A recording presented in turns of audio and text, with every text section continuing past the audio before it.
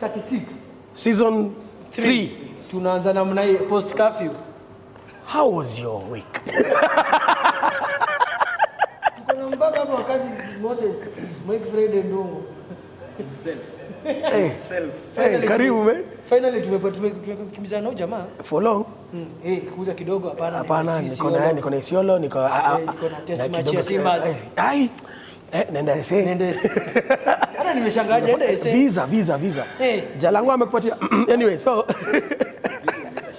we are back na tukiendelea hivi tutashoot tena next December 2022. Ayeko sawa. We are okay. Stay unpredictable. Welcome to the best rugby show in the country. Where time is just but a suggestion. Yeah. When you say 11, we mean now. Anytime from 11. Anytime. Now this guy who's calling me, I'm live. Tell him. Moses. Yes. Highlight yako ya wiki. Highlight yangu ya hii wiki. Highlight yangu ya hii wiki was receiving that message.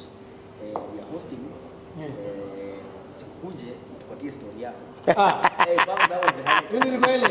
Ndio ilikuwa highlight. Haiko kabisa. Nilikuwa nakaa hivi naanza kufikiria sasa story. Sasa hii story. Nitaipanga aje approach aje. Entry through the entry point. Wataka kuingia from the side. Ashaanza maruli. Wala hapa tuko na ref. Tuko na ref. Si ref ni match official. Ulikuja na kadi? Hizo ziko sawa. Business card. By the way tumekuwa na ref sasa ni watatu. Tuko na Paris alikuwa na kadi. Kapa alikuwa na kadi. Alisema tu atatufukuza. I'll send you off. Watu kwa show yetu kama una kadi by the powers vested in me. I yellow card you. Kama refa wanasumbua. Pogi. Highlight yangu hii wiki. Well, I think ni kurudisho. Mazee, kwani kumekuwa na wiki imekuwa nini? Imekuwa bit off. A bit off. Sasa nimekuwa na highlight yangu. Kuna highlight ya maana kweli. Mimi highlight yangu ni curfew imeisha. Hiyo ni last 2 weeks ago. Haijalishi. Highlight yangu ni okay, ni yangu lakini ni ya watu. Safari Sevens baadaye. Pia ilirudi. Nasikia watu walienjoy Safari Sevens. Sana. But msifanye tutembee tena hivyo. Please. Tuko wapi? Tulizungushwa tu. Arboretum. Si Arboretum, Aerodrome Road. Tukifika hapo kama una VIP pass, enende side. Kwa polisi. Uenda Nairobi West. Tukamwambia make the fun experience nice bana. Change but it was good. It was fantastic. Ni vizuri kwa conversations kwa unajua. Kwa tournament hii si kazi rahisi. Well done. It was fantastic. Turuke tuingia immediately. Kwa maswali. So tuanze before game ya Kenya nini? So who are you? Mimi I'm a lot of things. But kijimetuleta hapa ni I am a match official with the Kenya Rugby Union. Currently niko level 2, we are headed to level 3. But very soon you're level 3 nakuja. Kusema level 3. Yes. And I'm also a coach in the rugby field. Na pia nilikuwa mchezaji former player. So ulianzaje? Hii game ulipatana na wapi? Hii game this beautiful game of rugby. Sijui kama wataitengeneza kitu kingine kama hii. By the way, hakuna. But I started my rugby journey at Kiambu High School. Okay. Kiambu High School. Nilikuja kuijua in high school. Hapo ndo nilienda nikapata unajua ulikuwa unazoea tu kuona zile post za ball kadogo rectangle. Yes. So Kiambu High School when it was situated, first of all see the grounds before accessing the school. Yes. As it should be. Vile inafaa. Yeah. Sasa tunaingia, mimi naona post zingine mrefu na shangaa kwa nini ziko ya huku. Ni different. Ili ball gani? Wanainua juu. Not head in interaction with rugby. So naingia and then kaambiwa kuna games you select yenye unataka kucheza. I was big bodied by then hata nikiingia form 1. Ulikuwa? Body. Yo body ilipotelea. Kama Kiambu High School ni shule mabiji. Nimeacha. Sasa big body kaingia, I was big body. Ukinicompare na wale tuliingia nao. Nilikuwa nakaa mtu amejichukulia chuma yake. Yes. So wakiselect venye captain wetu walikuwa na select your time, walikuwa na select according to size. So waliniangalia wakasema wewe rugby. Hata tuko na choice ilikuwa ni kwa pale kwa paper peke yake. On paper ndio you choose what you different. Kwa ground vitu ni different. Lakini pale kwa ground what we say. Kwanza ulikuwa unaingia pale unaambiwa mlikuwa mnaambiwa kitu ya form 1 you are here to be seen, not to be heard. You only spoke when spoken to. Nafikiri hata kwa class ukiingia you are here to be seen. Sasa mimi niliambiwa wewe ni Rugby, nikafuata rugby. So nikaenda and I took it up naturally. Ni tulianza kucheza. Nilikuwa Kiambu. Tulikuwa na Ombachi, yes. I found him there. Ombachi alicheza in the nationals I think 2008. Sasa hiyo time ndio sisi tulikuwa juniors. Ndio mnaingia sasa. Ombachi alikuwa form 4. Ombachi bana was a bad man. So this is the guy we used to look up to. Kwa sababu you find Ombachi kwa pitch, this guy is an animal, is a beast. Then mnapatana yeye huko ukiharasiwa anakuja yeye anapita tu hata anasema we wachana huwa form 1 na anaenda. Na hivyo ndivyo iliisha.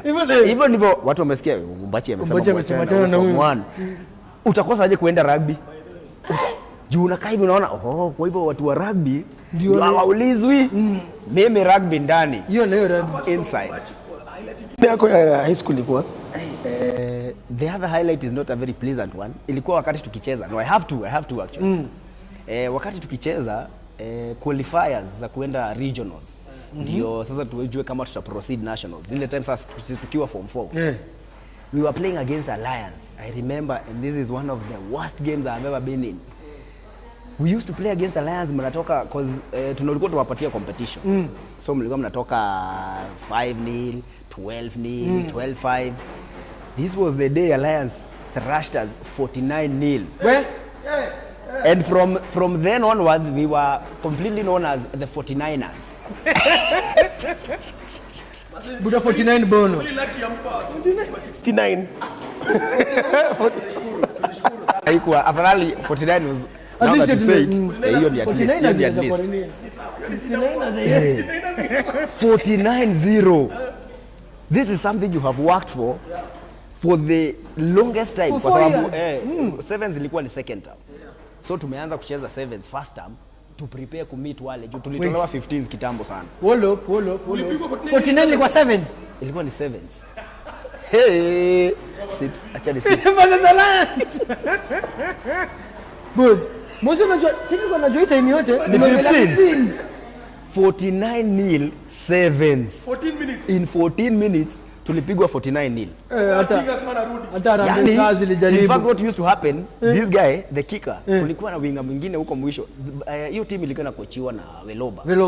Very good coach. Very good coach, even coach of match officials.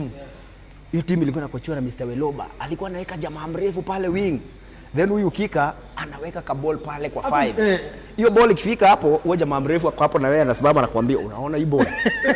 Unapanga aje nayo? Hii ball ikikuja hapa naenda kukupiga. Inakaa tu hapo. Niko 5 seconds ukitembeka hivi unangoja hiyo ball isifike, jamaa alishachukua ball akatinga. Wale the six didn't even move. Wamengoja tu hapo kwa halfway line, wanangoja hiyo ball ikuje wakick tena, huyo jamaa atinge tena. It was bad. So ini Fiji tu. It was bad. Train ku receive kickoffs. So it was bad. Ngoja, kuna swali sijauliza. Yes. Ulicheza rugby high school. Yes. What position did you play? I started at fullback. I naturally took up to fullback kwa sababu I was a good tackler. Hadi wa leo mimi I think my strength in rugby has always been tackling. The defense. Defense has always been my thing. So tukicheza na form 1 wenzangu, the captain then alikuwa anaitwa Mohujia. I think Mohujia. Yeah. I think he joined the army or something. But he wasn't a pastor kwa hiyo grau. Alikuwa I think Mohujia juu alikuwa na bless watu. Blessings. Ati wewe tana zako. Kula zako. Ay. So ulianza fullback? Yes, nikaanza fullback and nika graduate to number 10 playmaker. Sasa nilikuwa na alternate 10, 14, 15. 10, 14, 15. So una wheels for days. Hapana, unajua tulicheza na touch nikamzunguka. Ukicheza marefu. Tammy boys. Tulicheza nao nini nikamzunguka. Hapana, Pogio nilikuachia. Nilisema jamaa watingi anything. Wala marefu alikuwa anajiendea alafu ndio refu ni refu wao. So forward amuoni ndio wanaona. Unaona? Haya. So yeah, hapo Highlight ni 149.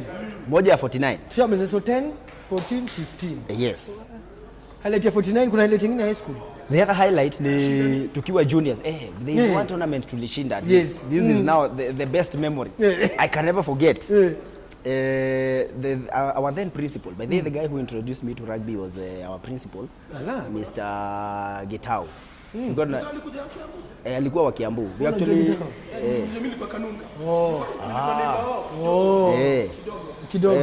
the man, I think this is by far, he has taught me a lot. Mimi alifunza, he taught me computer, but he was also my rugby coach, as well as being my principal. I respect this man. Kwa hivyo high school yako ilikuwa sawa? My high school was huko unasumbulia na walimu, unaona mwalimu hivi unaingia chini ya nini? Tena mimi na discipline one side. Ndio maana ukakojoa machofishi. Ndio maana. So kuna tournament ilikuwa inachezwa Nairobi School. It was known as the Atamos, but this used to be for juniors. Form 1, Form 2 weekend walikuwa wanacheza. So for the uttermost, tuka select a team of juniors. Obviously nilikuwa hapo 15. Tukaenda kucheza. Then nikaambia, by then my family used to stay at Mutangari, just opposite Nairobi School. Sasa mimi nika call home. I was very excited after being named on Thursday. Nika call home nikamwambia tutakuwa na game hapo Nairobi School. Kuje Mchia zone. And we had a very good tournament. Why not for, I don't know really what happened afterwards. That team was very promising because we went ahead to win the uttermost that year. Na nani walikuwa? Pachu ilikuwa na timu hapo? Watu Pachu. Sasa tuko kwao watakosa hadi timu. Pachu walikuwa na timu 3. Hata kuna mmoja ilisaidia final. Na tukapiga zote 3. Tulipiga zote 3. Basi in fact walikuwa wanakuja wanasema hadi patch 3 ndio sasa waone hii Kiambu inasumbua, ni kama waliongeza kakilo huko nyuma. Waliongeza kakilo pale nyuma. Lakini hiyo kilo piga hiyo. Lakini Nairobi School ile ilikuwa waliongeza tira walimuweka ile tira utakuja. From mwalimu teaching practice waseme huyu jamaa endo change we change jamaa alikuwa amekuja na kabuti na kakofia wameona huko ni kubaya change. So ulicheza club? Then after high school nika join USIU. I played for USIU I think for a year or so, but then I was in and out of rugby. I used to play taekwondo as well as rugby. Sasa kuna time unapenda taekwondo, sikufika black, sikuweza kugraduate hadi black, but I was pale ile wakati miguu flying kicks everything. And then we had a very good coach back then. So ndio rafuni nini hiyo ni miguu wewe miguu na nini lazima unafuke ole na katu vile usawa vipatikana hapo kupatikana pigwa na usia mguu. Wewe coach wako endelea. So nilikuwa na I was in and out of rugby, so tulikuwa nacheza rugby in the evening during cause taekwondo tulikuwa na practice from 10. So 10 naingia taekwondo, jioni naingia rugby. Played for USIU for that 1 year and then I just hiyo interest ikaisha kidogo. Cause kulikuwa na tournament ilikuwa inaendwa na USIU, the Paris Sevens. Ile Paris. Ile kina Silo wakivuta hamstring kwa ndege. Hiyo sasa. So hiyo tournament ni kama sisi wote we were always looking forward to that tournament. Sasa ukiaksiwa kwa hiyo tournament, ulikuwa unasikia vibaya, especially when you thought you are working really hard. Nyinyi mnatenda alafu kina Chawes wanakanga. Akina Chawes naumuka. But after the one hiyo time nilikuwa junior. So unaachia wale seniors acha lazima wacheze because you also have to bring a strong team. Amwendi competition kujibamba. So nikaona unless unaenda kucompete. Yes. So nika concentrate kidogo na taekwondo. I actually got the MVP for taekwondo that year. Nikaendelea tu hivyo kidogo nikapatana na my former schoolmate one Alan Wanjohi. Hiyo time yeye alikuwa amejoin Toi. Yaani mlikuwa chuo Toi? Tulikuwa chuo na Toi. Ngoja Kiambu mlikuwa na nani? Ndio swali nitauliza. Kiambu legends. Tulikuwa mimi. Tuanze na Toi. Tulikuwa na Toi. Tulikuwa na Ombachi. Alafu legend mwingine sasa mimi. Alafu hiyo list imeishia hapo. Lakini ni sawa. Aliza unataka. Alafu hiyo list imekatikia hapo. So USIU tumefika USIU watu wanaenda Paris. Wewe taekwondo huko unapigana nini? Tunapigana mateke, unapiga mtu teke anakuuliza umenislap. Unapiga So interest ikafade kidogo, but nilikuwa I was looking forward to joining one of the clubs because KCB was nearest. Once in a while I could make my way there. Niende nione pia hii training ya huku tunasikia KCB ya club. Hii training ikoaje? So unaenda once twice unapata tena na wazito huko. It's no joke. It's no joke. Hapa kwa ground nikasema sinichezee kwanza hii ligi yangu hapa. Nikikula kidogo niingie pale. But then I used to tunaenda USIU tuna train. I mean tunaenda KCB una train and then you come and play for your school kukiwa na games. Then after hapo I linked up with Toi. Akaniambia since nimekuwa out of rugby for a while. Back then reconnect once you are out reconnect ilikuwa ngumu kidogo. So Toi akaniambia there is also a way that you can still be involved in the game. Kuna hii refing and fit by the way you get to go to these games na bado utakuwa involved in rugby na ulipi entrance ulipi in fact unaingia tu as a matter of fact watakuforce uingie. Ukaanza kuona hili plan nikaona kwa hivyo silipi entrance nitakuwa naingia game venye nataka ati nikiingia kwa venue yote niko ndani. Nasema acha tuone, unienjoy. It seemed too good to be true. Because kuingia kwa rugby venue ilikuwa ni shida. Ni shida, unapata security huko. Then unapata mabodi wenye pale kwa gate ni wale props wenye labda wako make squad. So jamaa amebonda mbaya. Unaenda wapi wewe? Hataki hata kuona nini. Nataka hata kukuona. Unaenda wapi wewe? Kinatia hata wamejifurisha. Yalata ndio kwa nini kuingia internship ya bouncer. Sasa ungeingia venue. Na tunataka kuona game. I really want to watch. Nataka nione nani atashinda hii game. Especially the hype and everything. Ulikuwa unakaa kwa nyumba hivi unasikia najua niko na cut lakini si watch hiyo game. Unasikia hapana. Wacha ni watch game na kuja kusoma. Masomo iende. Wacha tu watch game kwanza. Then hii cut ni kesho. Game ni leo. So uliingia So nikaingia na yeye nikaintroduciwa kwa meeting, nikaenda meeting ya KRS. Kulikuwa na hizo monthly meetings zenye una meet kama wewe ni mpya unaintroduciwa unapewa process venye inaenda ya kujoin. Na mimi niliingia I think at a very good time where nilipata Mr. Alan Kakame. Master. Himself. James Bond, Jet Li and Jackie Chan in one. We are talking about the same person. Strict man. Strict man. Yeye alikuwa secretary. And when I joined he was very passionate about these young boys. Yani vijana wanaingia kwa hii refing, alikuwa anataka kurecruit as many as he can. Kwa sababu I think yeye alikuwa na future he was seeing a future where referees wakwe ni wengi. So we have few referees, we don't have enough match officials. So he was very encouraging to anyone who was willing to join. So nimeenda nikaintroduce to Mr. Alan Kakame. He was very happy. You want to be a referee? Akachukua email yangu very fast. Akaniambia we will be sending you emails. I'll add you to the mailing list. Back then ilikuwa ni mailing WhatsApp group. Mailing list, I'll add you to it. Just keep checking your email. Mimi nikaambiwa we will tell you ile next meeting iko. Sasa unajua mimi nilidhani ni hivyo kesho niko game. Kesho nipatie game nile. Sinajua nini? Shida.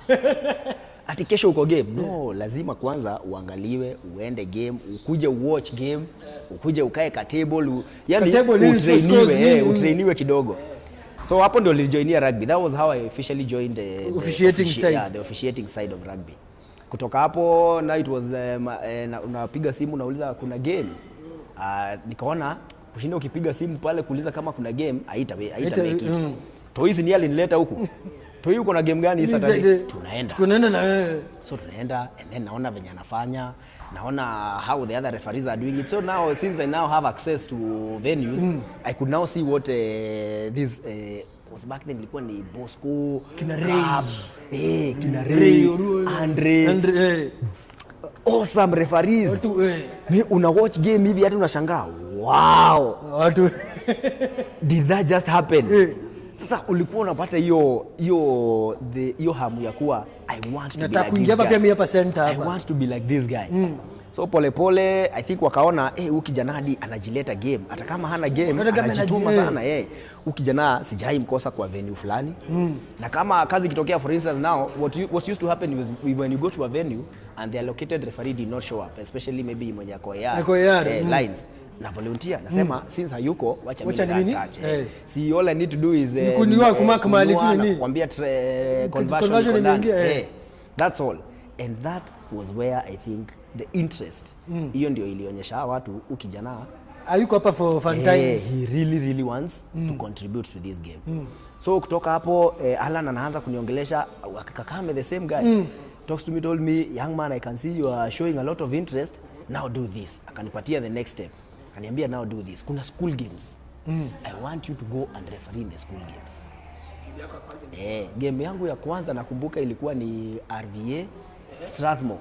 Team 2. Wapi? Game ilikuwa wapi? Ilikuwa Strathmore. Ndio nimepelekwa Rift Valley School. RVA Strat. Team 2. Damuchanga. Damuchanga huko ni. Yes. Mimi nimeambiwa uko na game that evening, sijui Strathmore iko wapi. Tunaambiwa Strathmore iko because tukiishi hapo Mudangari, I knew where St Mary's was. But sikuwa najua Strathmore iko hapo next. Strathmore iko hapo next. So I made my way to the venue. Nimefika, then coincidentally Alan was doing now the main game. Kwa hivyo mko na ule mtu wako tena. Ule mzito mwenye aliniambia do this school games. Na amenipea game. Sasa mimi nimefika venue, sina hata kit, sina hata nini. Wewe umefika hivi venue huko? Niliambiwa tafuta shati, si uko na kinyasa ya rugby because then I used to play. Uko na kinyasa ya rugby, uko na boots. Wewe kuja. Then utafute whistle. Nikaenda sports house, nikienda sasa Strathmore nikapitia sports house nikanunua whistle. And then I proceeded to Strathmore School. Kufika napata Alan. He's ready, ananiambia, "Hey, you are late. Unafaa ufike hapa 1 hour before kickoff." Now the good thing is Strathmore had 2 fields. So game ya team 1 ilikuwa game ya team 1 inachezwa hii side while ya team 2 inaendelea. So zote zinacheza concurrently. Aya, mimi nikaingia game. Alan akauliza where is your whistle? Mimi nikatoa whistle kingine kale kama mapiano. Hizi unataka kufanya nini? Mimi nikatoa whistle kadogo hivi. He looked at my whistle, akaniambia you just go, we'll talk at half time. Talk at half time. Sasa nimeingia kwa game. Nashangaa what am I supposed to be doing here? Hapa naanza wapi? Hapa mtu anaanza wapi? Sasa tuko hapo. Watu wote wamekuja, wameniangalia na mimi nawaangalia, tunaangaliana. Kick off, nilikuwa najua at least kuna kick off. Sasa pale kwa scrums na offsides I knew the basics, kick off, scrum, line out. Hizo najua na try. So hizi zingine mambo zingine na offside line, mambo na nini? Gwara. Wewe ulikuwa mtu wa continuity. Unless ni scrum. Noko ndio tunaita. And a fight. And the foul. Hizi zingine. So Alan akiref game yake, by then he was an experienced referee. He's top huko. Alikuwa anachungulia, anaangalia venye yule kijana anafanya. Half time akakuja akaniambia, I saw your game. I was just looking now.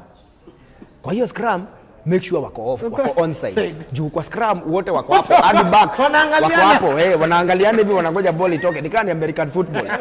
Hapo they can hit. Oh, these guys need to be fine. Aliniambia tu one thing. Kwa scrum make sure wako fine. Na hiyo ikastick. The next half scrums zilikuwa very nicely done.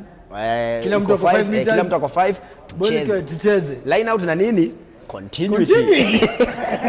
Tuendelee na hiki kitu. So nikiendelea hivyo, so hapo nimelearn kitu moja. So it's just been a series of learning one after the other. Then I had a few more games za Damuchanga, hiyo level 2 ndogo, because then you know Damuchanga the stakes are not as high as the Prescott. Yes, exactly. In the development side. So if teams are developing, the referees also developing. Serves well. It serves them both. What wana develop pamoja. But that was really good. I like how I was introduced to rugby. I think mimi nilikuja at a point where the officiating was also ilikuwa ina need hawa vijana wadogo tukuje. So ukikuja ulikuwa mtu akikuangalia anakuambia fanya hivi anakufundisha so that akikuangalia fanya hivi, then you also had to show that interest, kwa sababu hautakuwa umekaa kwako mtu akwambie fanya hivi na wewe hata kufuata. You have to go there, you have to put in the work. Unaona? Yeah. Haya. Yes. First Kenya Cup. Tuanze Kenya Cup. Tuanze Kenya Cup. First Kenya Cup game. Ilikuwa ni it was at Impala. I can remember it was at Impala. Mimi nilikuwa nimepewa touch. Because back then kulikuwa na ESS, then Kenya Cup. So mimi nilikuwa nimepewa nikuje ni mfanye ESS, then ni run touch. Then ni run touch Kenya Cup. Kufika ESS game didn't happen. So nilikuwa najua I will just run ndafanya tu touch ya Kenya Cup niko sawa. Ndafanya tu touch. Tumekaa referee didn't show. So ni wewe. Sasa ref didn't show. Ref alikuwa nani center huko hiyo location? Sikumbuki ilikuwa nani. Historia na Kasimila na kila mtu alikuwa na hiyo. Kama I think ni kama ni KRS, hata kapa kama ni hivyo ndivyo unajipatanga tu at some point you have to go in. Sikumbuki ilikuwa Impala versus who. But it was the match was at Impala. Wakakaa wakasema hii hakuna ref. So they came to me, they're like, now no, itabidi ref hii game. Mimi sijawahi ref Kenya Cup. Mimi I think ni technical ya Impala. Impala kina Willia yes, itabidi ref hii game. So mimi nashangaa, I have never been at the center of a Kenya Cup match. Mimi na Kenya Cup. Na ujue sasa you have to gauge yourself. Lazima ukuwe honest na yourself. Ujiambie kuna ile level sijafika, hii level sijafika bado. Hata bado niko huko. You comfortable kuingia your level because intensity is different. I told them, niliwaambia mimi siwezi, bado sijafika hiyo level. Waliniambia now itabidi tu uingie kwa sababu hautaifanya. Utaanza lini? You might as well begin now. So mimi nilikuwa mjanja.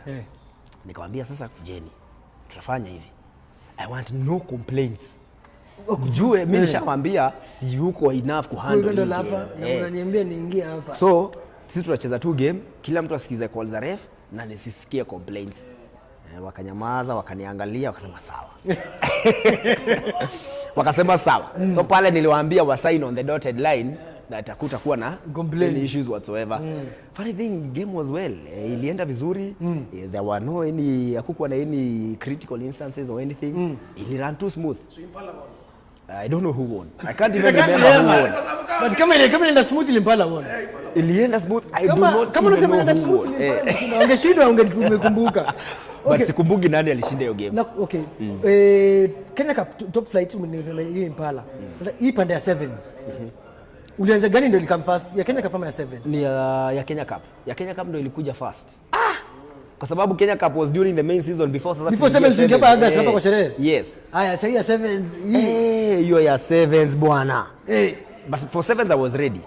For 7s coming from a Kenya Cup match kwa sababu after I handled that match well, I think management now wakaona huyu kijana alirefile game because unajua obviously there will be calls back and forth. Huyu kijana alirefile game yetu. Sababu wale watakall waseme so and so did not show up, but the young man who did alifanya good job. So how did he fare?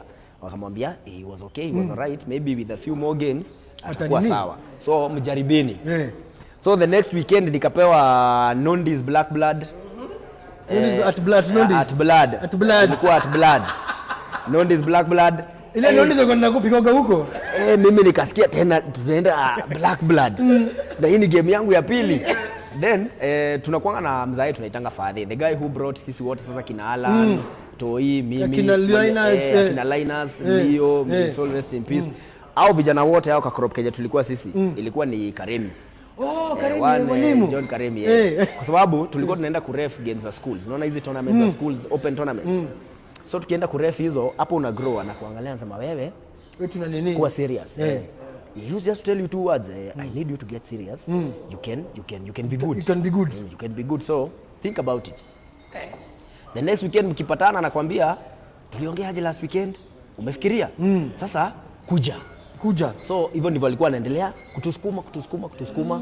Eventually tukajipata we already adapted to hiyo life. Hiyo 7s ulikuwa ushazoea hizi. Yes. So iko different. Sorry?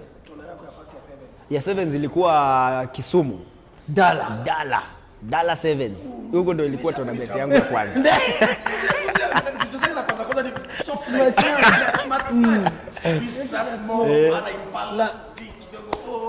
Dala, I'm telling you.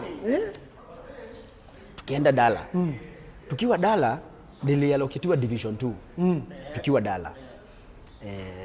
So back then zilikuwa ni same venue, Div 1 inaendelea pale, Div 2 ni pale. So during pamoja inakuanga easy ya kudevelop during sevens kwa sababu you have all coaches of match officials in one venue. Yes. So when you have all eyes looking at you na macho zote zi agree, you know you have to pass that eye test ile wanajua huyu jamaa kijana ako na idea. So wakiwa wote na upate hiyo wote they agree, then that means there is something there. Waanze kupatia maybe allocate ama waanze kupandisha mtu also they may take, someone may take an interest aone wacha ni mentor huyu, there is something here. So during sevens tukapatana, nikaingia Div 2. Tulikuwa na Ozi. Ozi pia anakupatia mawaidha. Soul resting peace Ozbude. Anakupatia mawaidha. So tukaendelea hivyo. The next tournament tukikuwa ni Prince Lu. So nikakuwa nimepata, because I did the final ya final ya Div 2. Ya Div 2. Wait. So tunaenda first sevens ulifanya final Div 2. Yes. Already. Yes. Tuendelea. Alafu tukaenda Prince Lu. Tukaenda Prince Lu. Sasa nilikuwa na ule coach alikuwa anani coach from Dala Sevens. Because what I used to do, mimi sikuwa nalala. I always used to call my coaches during the week. Sababu clubs zilikuwa zina train. KCB walikuwa na train, Strathmore walikuwa na train, and back then unakumbuka Strathmore. Sasa ilikuwa inakimbia kama Bio Mbaya, Impala walikuwa na train. Sasa nilikuwa napigia coach namuuliza, coach utakuwa wapi leo? Around what area will you be? Ananiambia leo niko Nairobi, namaliza shughuli, namwambia usiende. Tupatane Mwamba uniwatch nikinini during the week. I remember I used to call Paul Kilonzo. I used to call Sami Karaoke. Karis. Karis I think anaweza kupatia story sana. Father. Karaoke. Anampigia namwambia Karis uko wapi leo? Pitia utakuwa wapi? Nitakuwa Thika Road. Pitia KCB uniangalie. Then naenda KCB na unauliza coach leo mnawakia nini? Nasema leo tunawakia scrums. Naenda naambia Karis wanawakia scrums, niangalie scrums. So tunawakia scrums hiyo day. This is all during the week. Unaona? Na nini? By the way tulikuwa kungoja. Tuelezee. Kuja utusaidie hapa. Tuelezee hapa ili nakaangaje. So I think that is how, because I really wanted to learn. And maybe when I get into anything, I really want to learn. Piga yote ama yes. So hiyo time yote before hata tupatane hiyo Dala, nilikuwa napiga hizo tizi na kusumbua hawa coaches. I think at some point walikuwa wanasema ukijana anasumbua. Ukijana anasumbua. So tukaenda Prince Lu. Tukaref hiyo season tukaref Div 2.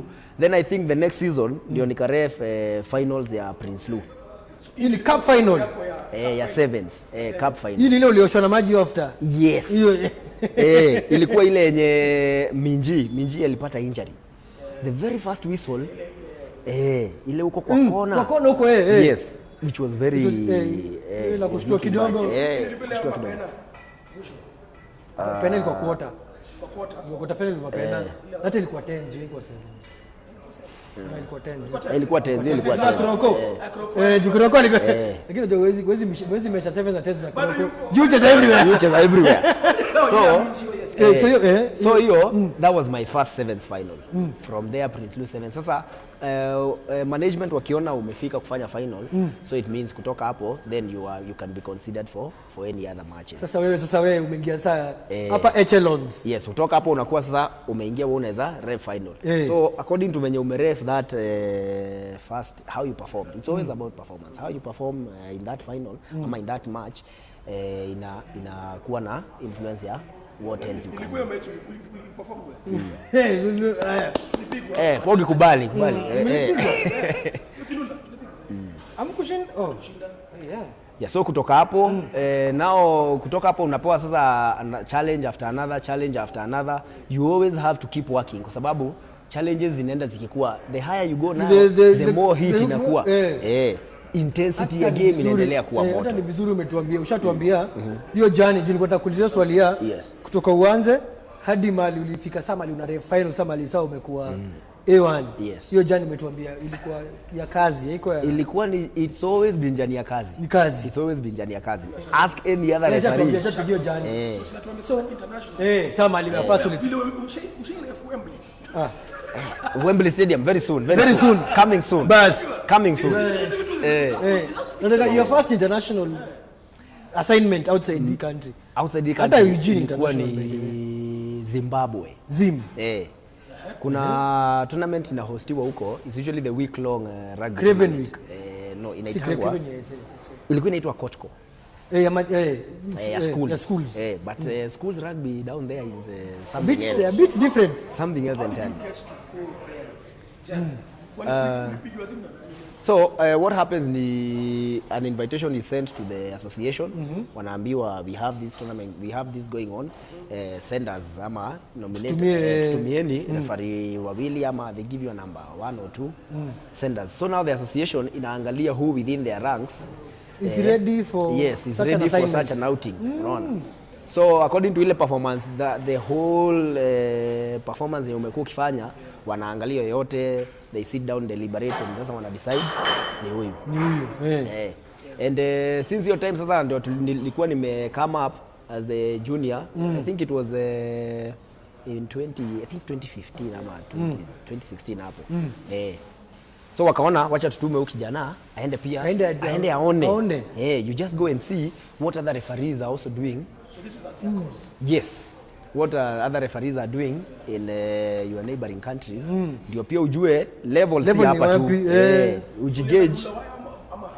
Tulikuwa Harare. This tournament is held in Harare. Kwa shule ina some very good school. Some very posh school. Very posh school. Wazungu wengi. Shule bwana. Shule iko na pitch. Shule iko na at pitch, iko na pitches. Shule mko na pitch ka 8 kwa timu naambiwa game inaendelea hapa.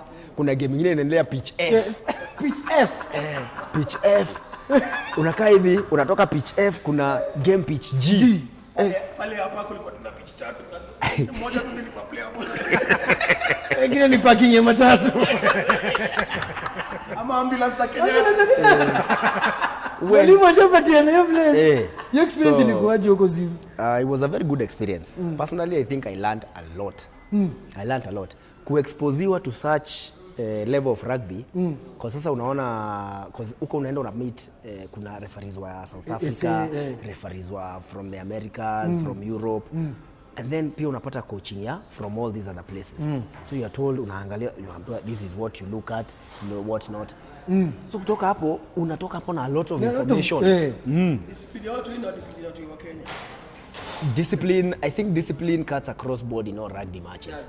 Discipline yetu hapa na discipline yao, I would say it cuts across board. It's in rugby, it's the sport. I think discipline is like a core. It's a core value of it. Yeah, it's a core value because the discipline you find here is the same discipline you'll find there. Hiyo ndio ni kitu niliona ni constant. Notable players alitoka from that place ambani. I think from that particular tournament, I can't say for sure. Kwa sababu sidhani Kenya did not have a team there. So ni hizi teams za huko South Africa, Namibia. So sasa tumefika hata before so when international ya kwanza. Nataka your highest level at international since niko sure sio ilikuwa peke yake. Yes, kumekuwa na kuna games hata zimekuwa hapa home. There has been test matches Kenya versus Spain. But ni AR Kenya versus Hong Kong. Kenya versus Hong Kong. Then there was the outing in Uganda, Namibia versus Uganda. I think that was by far the highest. That is by far the highest. That is center. AR. As a center ref I have not had any. Yo kubwa bado so level 3 ndio inakuja na hizo. Level 3 ndio inakuja na hizo. Hiyo sasa ndio unaweza poa test match. But at level 2 literacy Kenya Cup. Haya sasa ndio tumeingia sasa. Mosi umefanya final. I think hata umekuwa hata sasa mwenyewe. Center ref achana Kenya Cup ni 2. Hizi za sevens ni kama nikaa njugu. Na sevens ni kadhaa. Nikaa njugu. Nataka umekufanya tuanze hapa kwa Kenya Cup. Si ndio? Experience ya Kenya Cup. Juu ya kwanza Ya kwanza ni 2019. Yes. Uko kwa msitu. Yeah. Na ile timu nyingine inadhani Kenya Cup ni ya kwao. Kampalas. Wamefungulia fans for free na wajui rugby. Wana shout hata nini knock on. You experience your game. For me, the final at the Forest. When I remember that game, kila wakati nasikia chills. Sikia didi. I have never seen such a crowd. Hey. That place was crowded. It was beautiful. It was a beautiful environment. Mimi nikaambiwa rudia some match, it would be in that crowd. There's just something that the crowd does to sports. Inakuwa ni ina-amplify the occasion. Yes, ina-amplify the occasion to a higher level. So I remember going into this final. We were all that whole week we were all getting ready. I had my mentors calling me and they were talking to me and they were telling me, young man, you are up to the task. I hope you are working. Now keep the focus, keep the focus. That is what they were always reminding me kila time. Kwa sababu haikuangi rahisi. Si rahisi? Haikuangi rahisi. These matches unaona hapa, one may think it's just a game. It is not. It's not ile just. Pressure inakuanga pale, it's a lot. So it did, pia nasikia vizuri, it made me feel nice when unaona your mentors they also, they care. Wanakukall, wanakwambia, how are you feeling, uko sawa? So keep working, you are up to the task.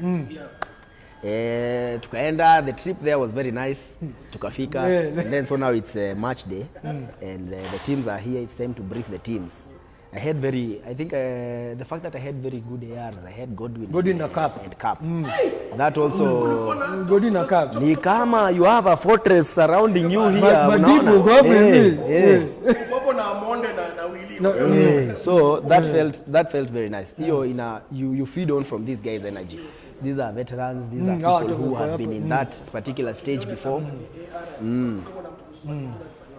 So these are people who have been in that stage, they know. So they know everything about it. They are just there and when you hear these people tell you, just do your thing. Wewe unaona the reason umeambiwa kuja hapa. Fanya tu hiyo. Hiyo ingine ni inakupatia confidence sana. Gives you a lot of confidence. So tumemaliza, tumeenda, tumebrief, and then now it was the time to get into the field. Now stepping onto that field. Oh my guy. Nikaona yellow shirts zimetoka kwa ile corner. Because I think the teams were coming from their side corner, of the fans. The yellow shirts just came in blazing from that corner. The green shirts came in blazing from this other corner. And then you could just feel the crowd come to life. It was crazy. It was crazy. But the game was, I think the game, when you find players who want to play, everyone is there to... Kila mtu focus na job yake. The game just runs itself.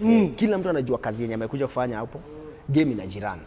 All you need to do is just be there, facilitate, watu wacheze. Na ulipiga kazi. Na tukapiga kazi. At the end of the day, it was a good outing. It was a good day in office. That is what happens. Kenya rugby, it happens a lot. Second final. Hapa nakumbuka hiyo final ya Kakamega. Tulikaa chini na Madam Perry. Unajua mimi penda kumlinda marefu. Unajua sawa na nigi marefu huko tubori. Ndio ndio piga sherehe. Marefu unarua sherehe. After game Perry akashika kwa hoteli. Niko na mtu wangu Collins. Tukaenda tukakaa chini sio za tutapiga tu story. Perry akakuja. Sio umetoka wapi? Alikuja na boti sijui ya nini. And now this is for Moses. For a beautiful final. Nadhani mnaambia kwa taratibu. Tulituanga shots hapo wenu. Sasa Paris kwa Maseno leo.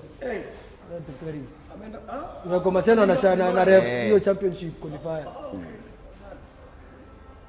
Aya, final ya nini? Well done. Wewe ndio final. Wewe final mbili? Kwake. Kwake. Hapana sisi tulishakuja shot yake kwa Kakamega. Ngoja ni. Kuna shot yake. Kuna na bahati aje na. Tulikuja nilichopewa mbili. Kuja wewe umefanya final mbili na hakuna mtu ashai complain juu ya ref. Kila mtu akipigwa anasema hapo naye tulipigwa. Okay. Ref akijulikana. Sorry tumekuwa the same opponent. Kama hujui jina ya ref umefanya job poa. Kama ref hata by the way. Kama ref hata come up watu wanasema tu kule center ref alikuwa tu sana. Wakisema center ref, wakisema Constant cup. But cup ndio ni point. Yeah, wezi ni cup. Haya. Sasa hii final ya pili sasa. The one at Nandi Bears. Nandi Bears. Yeah. Nandi Bears was a very good game. I remember when the incident happened. Ile Rocky. The one that led now to the stoppage. Tafadhali tueleze, unajua kuna watu wajui laws. Watu wanashangaa KCB walilipa ref. So when that happens, injury can happen, huwezi endelea kucheza. You must first of all take care of your player. You know, kwa sababu the number one job for the referee is to protect the player safety. Safety of the players. So when that happens in a stop game, take care of the player first. And during that game kulikuwa na injuries mingi, kulikuwa na stoppages mingi sana za injuries. Blood here, blood there. Concussion. I don't know, maybe it was owing to the long break, but that happened. Plus it was a very physical game. Both teams wanted it. Teams zote mbili, they really came out to play. Yeah. So you una expect, especially at a game of that level. You expect. So when that happened, we stopped the game and tukangoja daktari. Kulikuwa na issue na ambulance. Game haiwezi endelea kama ambulance haijarudi, kama kila kitu haiko sawa. So we had to wait hadi hiyo mambo yote isotiwe ndio tuendelee, because God forbid mrudi mwingine aumie. Then 5-10 minutes later then there is no ambulance kushughulikia huyu player. That would be a very bad situation. Sorry, but at the end of the day, kila kitu ikasortiwa thanks to the very able team. Miss Jaiona watu wamework haraka hivyo. I commend those guys. The KRU hiyo technical wali operate haraka sana. Hiyo kitu ikakuja, everything was good. Nini kasonga, game ikaendelea. So game ikaendelea and then it was a tie at full time. Then we had now to proceed to sudden death. And then ukienda venye kulienda. Kuna swali lazima nikuulize. Yes sir. Swali ya yellow card ya Oliver. Ulishaniambia hiyo wewe ukitaka kutoa hiyo kadi, hapana, okay, si utakayo kutoa hiyo kadi. Ulisha alienda kuonyesha cup mali boli imetoka. Nikaa kapa juu mali mpira imetoka. Kweli ama ni uongo? Yellow card ya Oliver. Ilikuwa first half. Alikuwa anambia cup. Hapana, iko yellow card, ilikuwa penalty. Boli ilitokea hapa. Ulishaniambia no, ni hapa. Hapa kaita Mose. Ndio unajua, you know, ndio kijana nikaa tumetoka kusema tu hapa saa hii. The number one core value of rugby ni discipline. The discipline. And this game is founded on respect. Mutual respect for the referee, respect for the player, respect for each other, you know, respect for each other. So when a man is appointed to do his job and he's doing his job, let him do his job. You do your job. I'm going to change the kapa rukelaina. Since I'm able to say, but you do your job. Sindio? So everyone does their job. Na kuna mahali imeprovidiwa kwa law that uwezi kama unataka ku talk back to the referee or anything, you know. So it's soccer. It's provided for in the law. So if the referee is doing his job and anafeel ni kama unataka kumfundisha, sasa hiyo nayo haikujangi vizuri. Plus haiwezi kuwa poa. It also takes the player out of the game mentally. Naamini when player pia ameanza anaanza kuref, ni kuref. So inaweza kuwa mbaya kidogo. But that always happens. Na kama hata umecheza, you know. Kama sasa hivi tulikuwa tunaongea, unaniambia kuhusu venye refa anatembea. Unamfuata. Lazima mfuate mpaka pale atasimama. Ndio sasa akwambie now ni hivi na hivi kadi yako enda utulie. So hiyo scene mbili inakuanga ya wewe uende relax. Calm down. Uende calm down, come back to the game. Unarudi na sober mind, umetulia, you've had your rest. Then you are able now to continue with the game soberly. On this natakuuliza, how do you handle, so labda kuna had tough games, kuna game vitu zimekataa akukosangi hizo. How do you handle that such situations before tuanze kuzilist? Now what happens, mimi na feel ni kama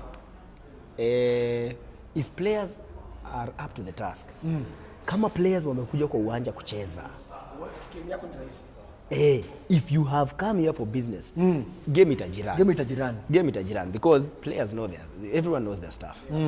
Prop anajua nafaa kubind hivi, number 10 anajua anafaa kuwa onside. So wewe umekuja pale kupiga shift. Kuensure tu vitu mnafuata tu hizi nini. So mimi niko hapo kuensure tu kila mtu anafanya kile anafaa kufanya. Si kuambia usifanye ama me I am there to just make sure you're doing whatever it is you're supposed to do. Lakini pata mandogo modhi zimekuja kulala. Sasa kuna wakati unaendanga unapata leo unapata ndogo modhi unapata leo ni ile day. Ndogo modhi zimekuja kulala. Kwa sababu you will know today is just one of those days. I really don't feel like it. Mara ama mtu anajipata tu they having a bad day in office and you sympathize with these players kwa sababu unajua si ati angetaka kufanya hivyo, si kutaka kwake, imekataa. What do you do? So hapo ndio the aspect of management inakuja. You must be able to create that conducive environment for everyone kuji-express. Unaona? Kumbe kazi ya ref ni ngumu hivyo. Uweze kumanage hiyo game ndio huyu asiharibie ule mwingine siku wote wasiende waharibiane. Wacha game ichezwe na inafaa kuchezwa. So huyu ukiona he's having a bad day, maybe hata unaweza ukiona anaenda kufanya kitu unamwambia before number 4 kabla hata afanye wacha. So anawacha. That's where now the aspect of management inakujia kwa game. Kabla tulisikize vitu nataka ujibu swali, it's a 2-in-1 question. What do you want to achieve as an official? Your highest level you want to get at, and advice to future upcoming match officials. Okay. Where I want to reach, where I would wish to reach as a match official. Napenda Super Rugby. Napenda Super Rugby sana. The level of rugby nachezangu hapo, I feel like so maybe to have a match in the Super Rugby. Center referee, that would be great. That would be awesome. That would be great. To Super Rugby. They are watching. To Super Rugby. To Super Rugby.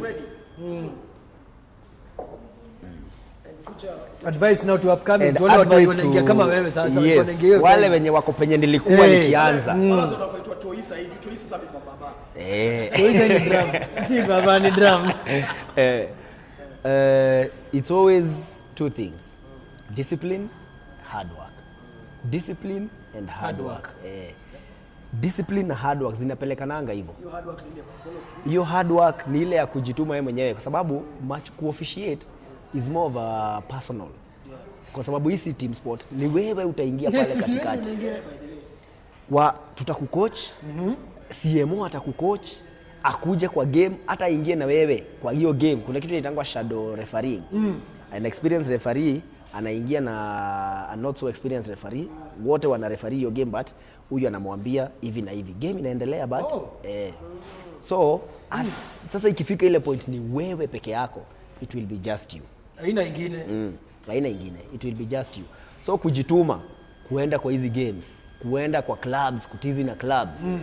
Kuuliza CMO hata kama sio mwenye umeappointiwa, ako wapi? Uko wapi? Unaweza niko na training session, unaweza niangalia. Yeah, kwa sababu at the end of the day you have to develop yourself. You have to develop yourself ndio by the time ifike pale game time. You know, we always think ati assessment ama nini inakuanga pale kwa during game. No. During game ni kuenda tu kufanya kenye umekuwa ukifanya. Ni kama exam. Fitness test, hizo law test, hizo vitu zote. Nilipewa advice na one Andre Karani. Aliniambia, sikiza, you are a young man. Na sahi unasoma law book. Unajua ukiingia pale unashinda kwa law book. Hadi unaikram. Hadi unaikram. So uko pale akaniambia, do this. Never put that book down. Kani kitabu. Hata ukimaliza ukue uko wapi. Cover to cover. Kani usiwahi weka chini. Know your laws. Know your laws. Haya, to list. Yes sir. Ushatuambia Kenya Cup gani ni your favorite? 2019. My favorite ni ya 2020. Hii ya juzi. You the favorite? That is my best game. That game was everything. ilikuwa na kila kitu. That game was everything. Ni vizuri Ilikuwa na tension, ilikuwa na vizuri umesema it was everything. Sasa zingine ukiwa refu ushai kwa mali una nini? Unajipata umefurahia huko. hapana. Hiyo nayo hapana. Internally hata si. Hapana. Hata si internally, never. Actually what happens is ukiwa kwa game hata how realize hizo beautiful plays, you don't even see them. Walk hapo. Unakuanga na tunnel vision yako. You know your focus is doing. Yangu ni ball, safety, checking what is going on. Kufurahia kusema that was a good one. Hakuna. Haunanga hiyo time Pogi. Hauna hiyo time. Umefanya pia Safari Sevens final. Yes sir. How was the experience? Kama ilikuwa Safari Sevens, what have you done? No, that was a very good match. It was a very good game.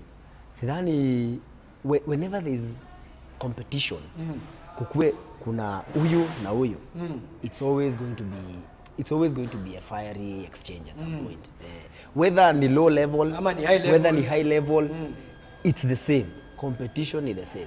Tupatie games zingine mbili, best games ref. 15s. Niko na the 2019 Cup quarters, Kenya Cup quarters. Mwamba Nakuru at Nakuru. At Nakuru? Yes. That was one of those games. It was a Mwamba ikishinda, Mwamba ikipiga Nakuru. 18-17 at the last play. Last play. Yes. Last play. I don't know. It was at the last play and then these guys got a penalty from that last play. Kwa ilikuwa 15-17. Ilikuwa 15-17. Ndani. Wakapiga ndani ikakuwa 18-17 na ikaisha hivyo. Yes. Ingine? The other one ni Mwamba Must. Mwamba Must at KCB. At KCB. It was at KCB grounds. Hii season. That was a beautiful game. That was a beautiful game. Games that I've had, I remember vitu zinakataa. I remember hii ni ile mimi nikikama up sasa. You know those games that will always haunt you. Ile game ya una feelingi, because as a referee I always tell even the younger generation, if you come from the field and your conscience is clean, you always have to listen to your conscience. Ukifeel ni kama hapo ni kuna mahali nilimess, then go back to work. Rudi job. But ukitoka kwa game, hata kama there is as many complaints na wewe una feel in your conscience, I have given it my all. Ni hivyo. That is all you need. Sasa mtu Pamba. That is all you need. Ndio maana Pamba alikuwa na Pamba alikuwa conscious yake ni clear every time. So ulisema hiyo so ilikuwa ni ESS.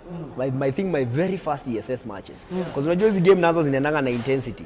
Ile intensity iko kwa school, sio intensity itakuwa kwa ESS. Yenye iko nationwide sio yenye itakuwa. So nilikuwa nimepandishwa tu ESS. I think that was like my first ama second game. Nakuru KCB. Hiyo wakati ndio kina Joe Fominde, akina Oyu, ndio walikuwa sasa kwa hiyo ESS. Wanakuja sasa. Then hii side nyingine I can't remember the players but I remember akina Waitere, akina Oscar Sorano. Yes, ndio walikuwa wanakuja hiyo time. So it was and you can see how my guys ndio wamekuja kuwa sasa they had it in them and they were good players even there, because hata kama una grow, someone can tell the trajectory ya kijana yanaendelea. So they still had very good for that level. At the end of the match, I remember Ominde, he was very pissed. He was very pissed and that really hurt me as a person, kwa sababu nilienda nikajiuliza, was there something I would have done better? Was there something, na kutoka hiyo time ndio nika decide never again, sitaki kuwahi toka kwa game nikifeel hivyo. Mimi nikifeel hivyo, nikifeel ni kama nimejiangusha mimi mwenyewe, nimejiangusha mimi mwenyewe, I have failed myself. Never again. Then since the following weeks, because in ESS I worked like nonsense. Nikasumbua watu. After that I have never had a game where umetoka una feel nimeunguza. Ni hapa umesema game tatu poa za 15s. Nataka za 7 tatu poa.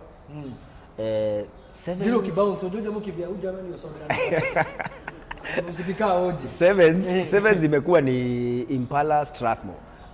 Back in those days when these guys used to have kila mtu akiamka ni kwenda. Kila mtu ni mbio kutoka forwards mpaka backs. Haungejua forward ni nani, back ni nani kwa hii game. These guys were running. I used to enjoy that game. every time. Alafu back then I think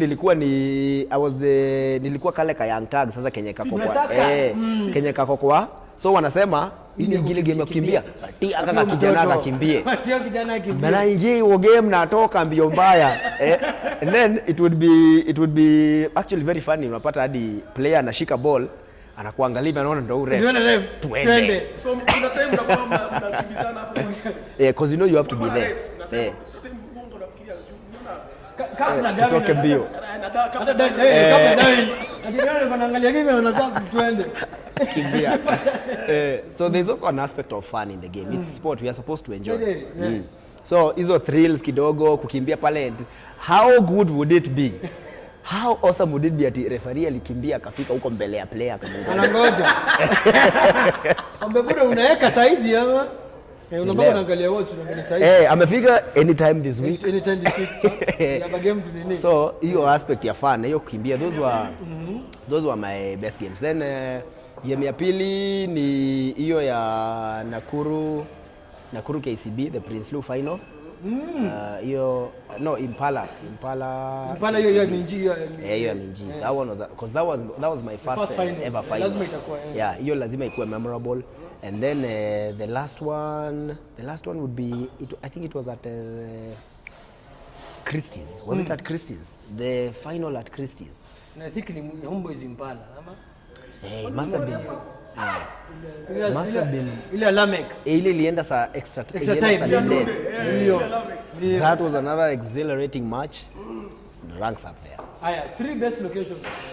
Unaenda unajua hapa Ukienda unajua Mali ukienda, first of all kuna our home of rugby.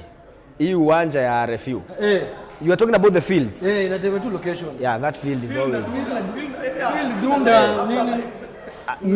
Mimi nasema field juu Dunda si sana. Dunda experience, what experience? So the location Queens is always a very nice place to officiate. I like the ground. The field ni ground kubwa. Pia kuna obviously once in a while utapata kuna mafans wengi wamejaa. Kosangi fans and it provides for that rugby atmosphere. The ground itself nafika you are the home of rugby. Pitch ni kubwa, iko sawa. So inakuwa yes. Changing rooms and all. Yeah. That's Queens, always a very good location. There is obviously Coast. Tuwezi sahau Coast. Mombasani. Driftwoods pale ukienda Driftwood Sevens. The field is ground iko sawa. Tena you know. And then the last one Impala. Also Queens Impala ground. Grounds ziko sawa, fans and all. It's always a good place. Haya, nataka kutoa editwa kidogo tu. Apart from being a match official, yes, you also a coach. Yes sir. Umecoach nini so far? Unasema what have you coached so far? Rugby nimecoach rugby 7s and 15s. Nimecoach Kiambu High School. From then nikaenda Githiga High School. Both these teams tulienda 7s to the nationals for 7s with Kiambu High School twice. And then tukaenda na Githiga High School 4 times in a row. 4 times in a row, back to back to back to back. Highlights zako ka coach. Highlights zako. Ngoja kwanza. Tunafanya hapa kidogo, nataka kuuliza tu swali refu. Yes.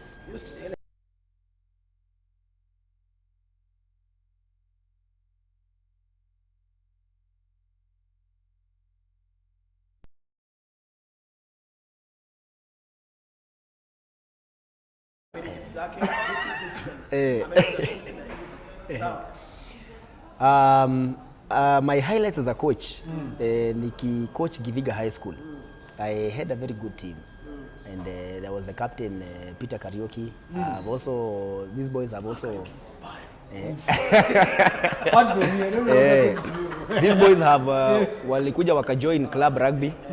Mmoja anachezea Machine, mwingine anachezea Queens, Charles Kinyanjui, there's James Kang'ethe, Wilbur Jones amekuwa akicheza Machine pia. So the boys wameingia, wamekuwa injected into the club rugby vizuri.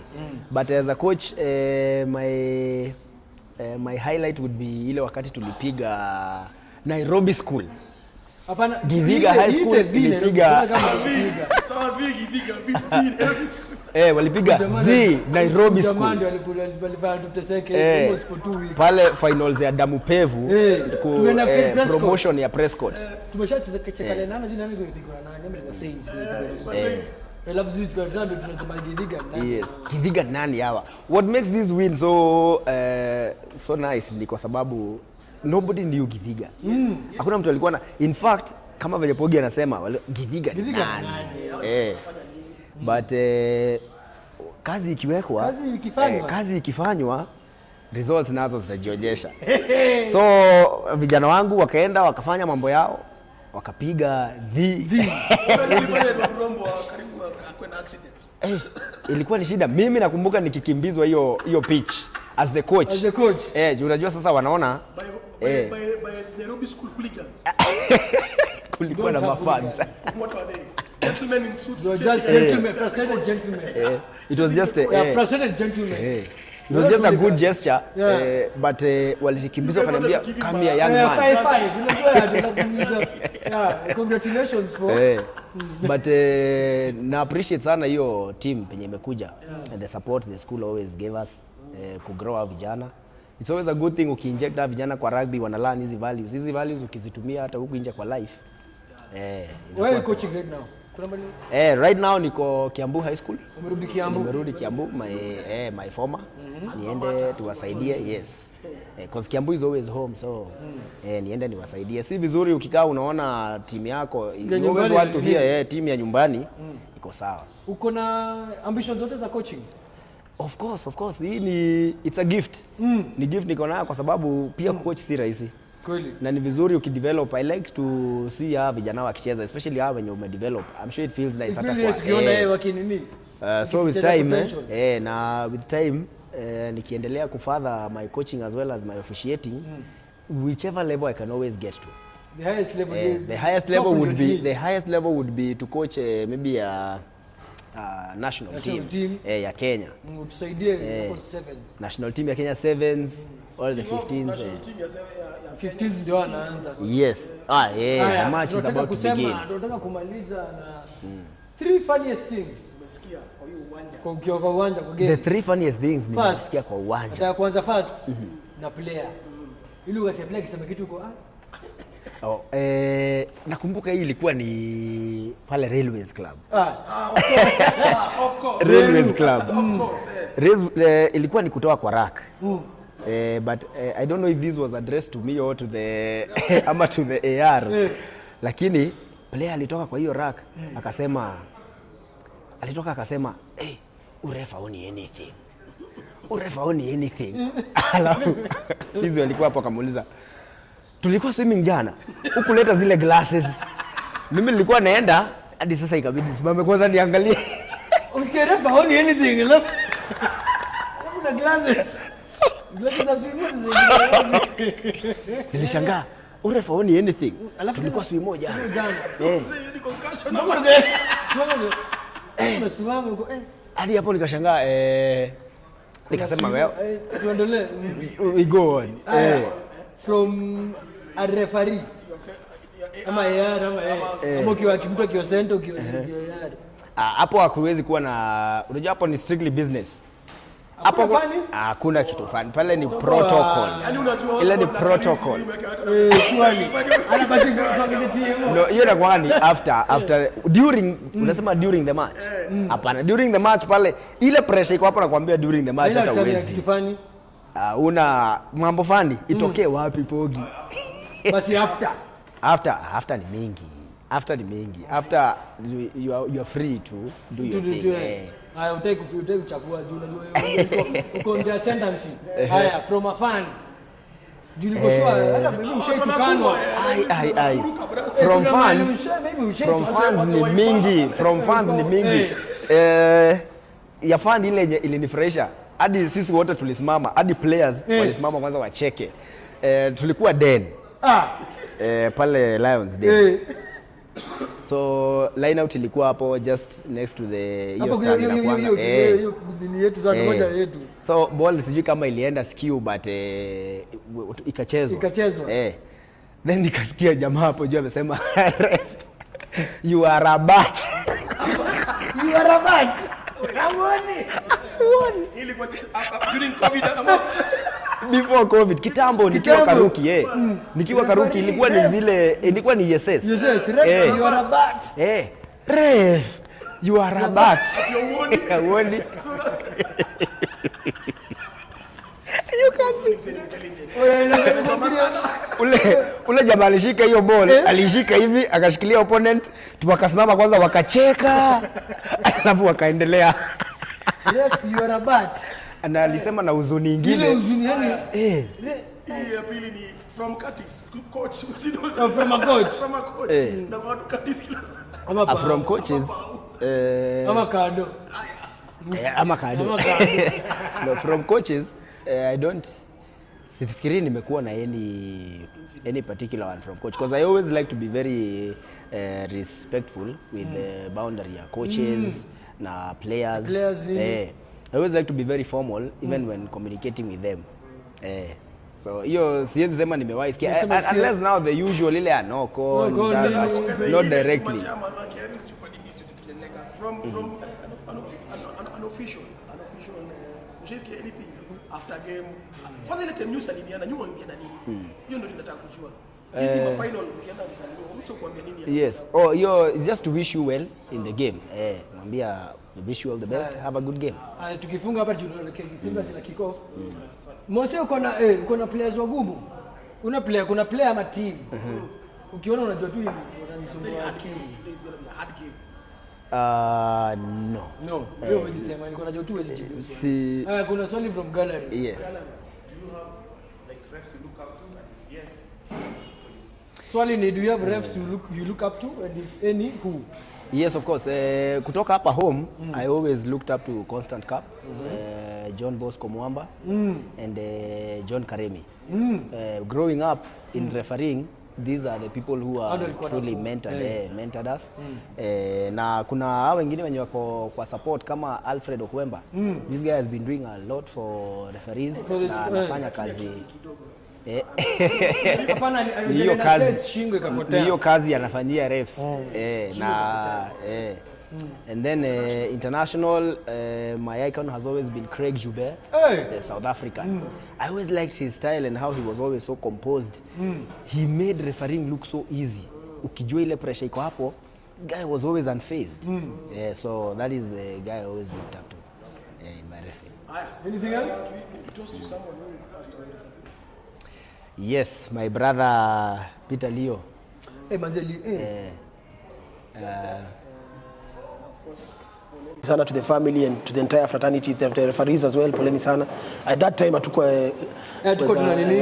Sasa tuko na vaccine na manini. Tuko na Peter Leo. It's also 4 years since Sokombe passed. Yeah. Oh, yesterday. 4 years since Sokombe. Hey. Cheers. Cheers to Peter Leo. Keep resting well. Rest in peace.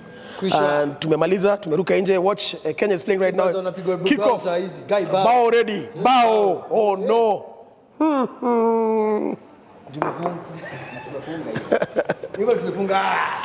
Dominicani. Uwezi anguka.